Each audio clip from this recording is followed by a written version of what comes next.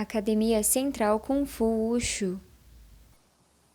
Olá, bem-vindos ao canal Tai Chi Central Kung Fu. E hoje nós temos uma entrevista com um amigo, Lao Shi Gil Rodrigues. Ele vai explicar um pouco sobre sua trajetória, seu caminho no Wushu, na arte marcial, no Kung Fu e, sobretudo, no Tai Chi. Está comigo aqui, auxiliando nesse momento, o professor Leonardo Ferraz. Tá bom? Vamos já direto ao ponto. Eu vou pedir a gentileza do Lao Shi Gil Rodrigues se apresentar e falar um pouquinho, para começar nossa conversa, nossa entrevista, um pouquinho da formação dele, tanto nacional quanto internacional, no meio marcial. Lao Shi, a causa é sua. Maravilha. Muito obrigado. Em primeiro lugar, muito obrigado pelo convite. Para mim é uma honra estar aqui, podendo criar esse espaço de diálogo e de troca com vocês, dois professores que admiro o trabalho, respeito o trabalho. Aproveito para dar os parabéns pelo canal. Falei isso antes da gente entrar aqui ao vivo, disse que o conteúdo que vocês estão divulgando está primoroso, uma didática muito, muito boa, o que só enriquece a todos nós que adoramos e amamos e ensinamos Tai Chi, tá bom? Muito obrigado, e para mim é um privilégio estar aqui, tá bom? Bom, para começar, acho que de maneira bem resumida, eu sempre gosto de citar uma influência muito importante antes de eu entrar numa escola formal de Kung Fu. Essa influência importante para mim é a televisão. Eu sou natural de Alagoas, Nordeste brasileiro, aqui em Alagoas, e quando morava em Alagoas a gente não tinha TV em casa. A gente só passou a ter televisão quando a minha família sai de Alagoas e vem para São Paulo. E eu me lembro que uma das primeiras coisas que eu assisti na televisão era um programa que tinha na TV Record, chamado Poltrona R. Talvez vocês vão se lembrar disso. Talvez os mais jovens não se lembrem, mas os mais maduros como nós vão se lembrar disso. E era uma programação de filmes clássicos chineses, da Shaw Brothers, filmes ali da década de 60, 70. Então foi a primeira vez que eu tive um contato com esse universo mais fantástico, né, e mais lírico do Kung Fu. Porque a tônica dos filmes clássicos é sempre aquela ideia de espadachins com seus cabelos longos e aqueles duelos que acontecem no ar, né, aquela coisa, eles quase tinham a habilidade de um Superman. E isso para mim foi muito importante, porque marcou demais. Eu tinha 8 anos de idade. Aquilo para mim virou uma espécie de objeto de desejo. Eu queria treinar Kung Fu para adquirir uma habilidade igual àquela. Eu gostava muito mais daqueles super-heróis do que do Superman, por exemplo. Porque o Superman tem essa coisa que vem de outro planeta, tem um superpoder. E, de alguma maneira, esses filmes me trouxeram a ideia de que, se a gente treinar muito duro, a gente vai desenvolver uma habilidade. Claro que eu não consegui chegar naquela habilidade dos filmes, eu não consigo voar, enfim, nada disso, mas foi a partir disso que eu comecei a cultivar dentro de mim esse desejo de treinar Kung Fu. Isso só foi acontecer efetivamente em 1989. Essa história que eu contei antes da televisão, 83, 84. Aí lá para 1989, de fato, eu consigo me matricular numa escola de Kung Fu, aqui na cidade de São Paulo, no bairro da Lapa, o mestre Rinaldo Mamoru Kasuga, que treinava com o mestre Amaral. Chegou a ser um dos instrutores do mestre Amaral. E mestre Kasuga ensinava, na época, garras de águia. Não do mestre Li. Na época a gente chamava de garras de águia do sul. Enfim, boa parte dos catis, dos taolus, eram feitos com essa posição, né, mostrando essa garra com os 3 dedos. E foi aí que se deu o meu começo.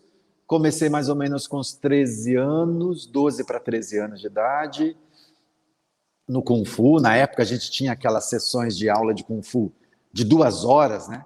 As aulas duravam 2 horas, primeira hora de treino era exaustivo, porque eram treinos físicos muito, muito intensos. E a outra 1 hora a gente treinava técnica e sempre tinha luta. Sempre tinha o que a gente chamava de luta clássica ou luta combinada. Então, a aula tinha essa estrutura. E para mim foi maravilhoso poder treinar dentro de uma escola, usar um uniforme. Então, tinha um orgulho danado de usar o uniforme, a camiseta, a faixa.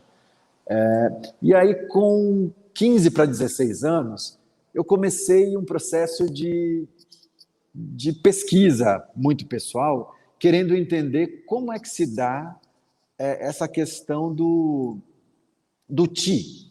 Né? Eu já tinha lido muita coisa, comecei a ler bastante coisa, e o próprio mestre Kasuga falava bastante dessa relação da energia, e aí eu queria entender um pouco mais isso.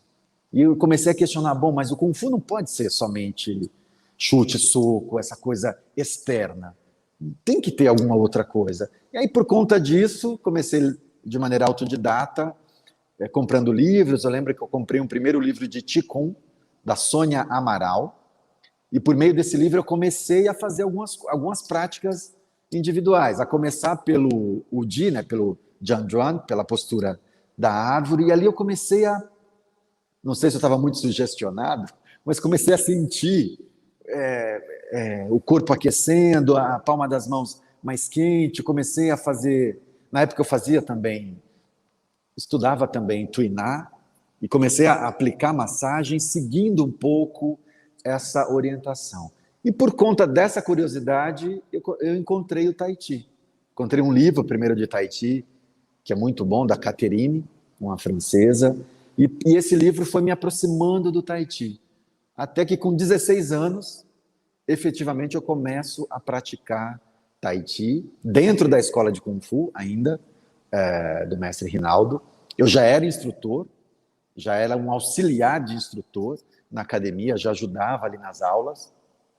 O Rinaldo tinha um sócio que era o mestre Wagner Tome, que hoje é sensei de Aikido, sexto dan de Aikido.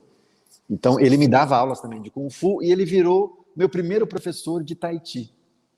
Então, Wagner Tome, que era meu instrutor de Kung Fu, virou meu professor de Tai Chi. E aí comecei a fazer Tai Chi ainda com 16 anos, mas confesso para vocês aqui, professores, que foi muito difícil com 16 anos. Eu que vinha dessa história do Kung Fu, fazer Tai Chi foi um desafio, porque eu achava muito lento. Enquanto o professor estava fazendo um movimento, mãos de nuvens, eu já tinha feito 5, 6. E achava muito devagar. Eu falava, eu acho que eu não vou conseguir fazer essa arte. Só que eu tinha essa pergunta dentro de mim.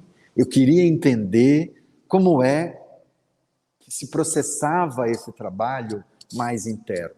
E queria levar isso para o Kung Fu, claro, porque eu continuava treinando Kung Fu e dando aula de Kung Fu. E aí fui persistindo na prática até que virou. Teve uma chavinha que virou ali na minha prática com Tai Chi que eu comecei a gostar, comecei a entender mais o estímulo que eu estava recebendo e comecei a juntar esse estímulo do Tai Chi com o que eu fazia no Kung Fu. E aí, nunca mais parei. O que eu acabei fazendo foi mudando, né?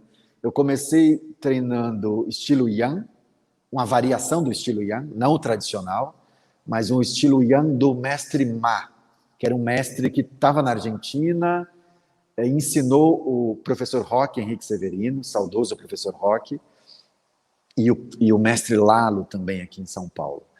E aí eu começo a treinar essa variação do estilo, que também já não era o mesmo do mestre Ma, já tinha umas mudanças na maneira de fazer.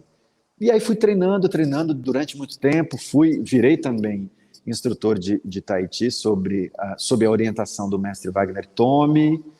Depois, em 1998, 97, 98, o grão-mestre Yang Zhendou vem para o Brasil para dar um primeiro seminário aqui, coordenado pela professora Ângela e pelo professor Roque.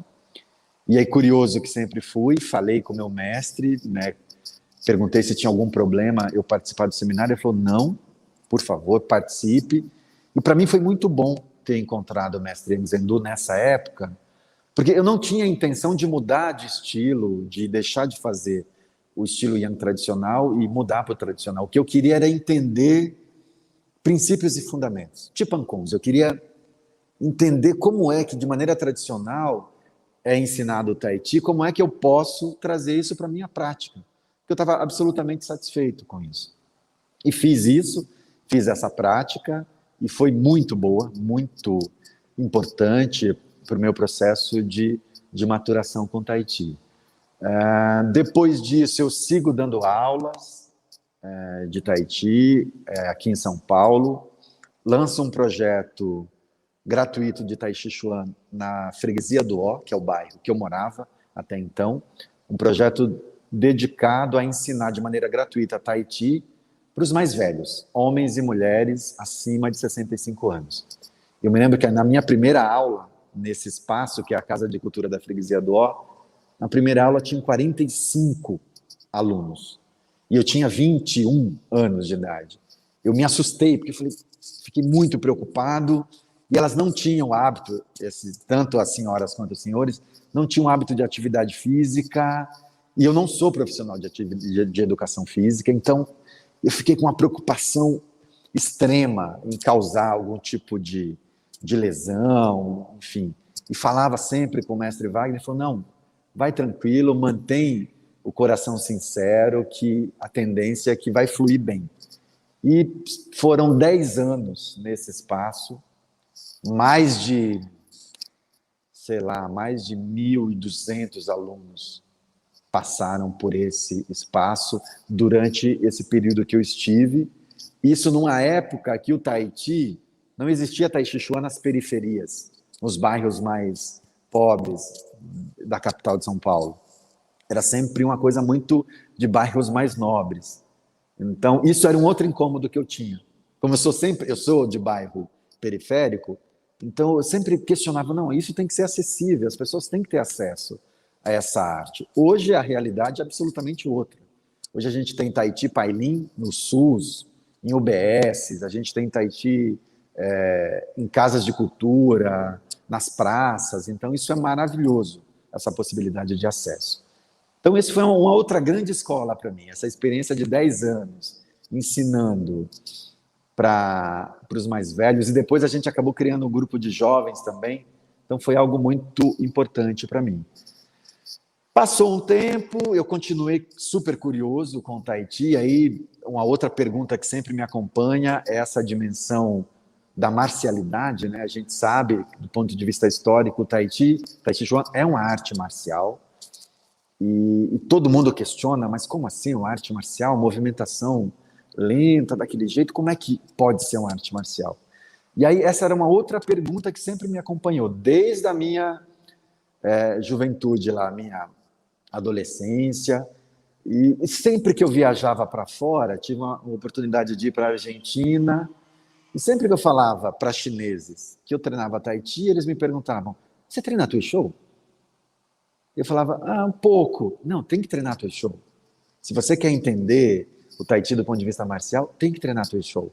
Não pode só fazer Kati, só os Taolus. Tem que treinar os treinos de dupla. Tá bom. Aí depois eu começava a dizer, não, eu treino Tui Shou. Mas você treina San Shou? Você treina livre, a parte livre, luta livre, sem a combinação do Tui Shou? Eu falava, não treino. Eu sempre sentia que faltava alguma coisa. E aí essa minha curiosidade foi me levando a pesquisar do ponto de vista livros, sites, e a Vila Shen sempre esteve no horizonte, sempre foi um desejo meu me conectar à Vila Shen, mas em 1995, a China, que já é longe, era muito mais longe. Nos anos 90, a gente falar de ir para a China era algo assim que era muito distante, muito distante. Hoje, a distância continua a mesma, mas a gente tem, por várias questões sociais e tecnológicas, a gente tem uma condição de se aproximar um pouco mais da China. A China está um pouco mais perto da gente. E aí comecei a cultivar esse desejo de um dia eu vou para a China, eu vou à China, e um dia eu vou ter uma experiência de treinar Tai Chi lá no berço do Tai Chi, que é a Vila Shen. Esta foi a primeira parte da entrevista com Lao Shi Gil Rodrigues. Convidamos todos a assistir a segunda, que fala da sua experiência na Vila Zhenjiagou, considerado por muitos o berço do Tai Chi.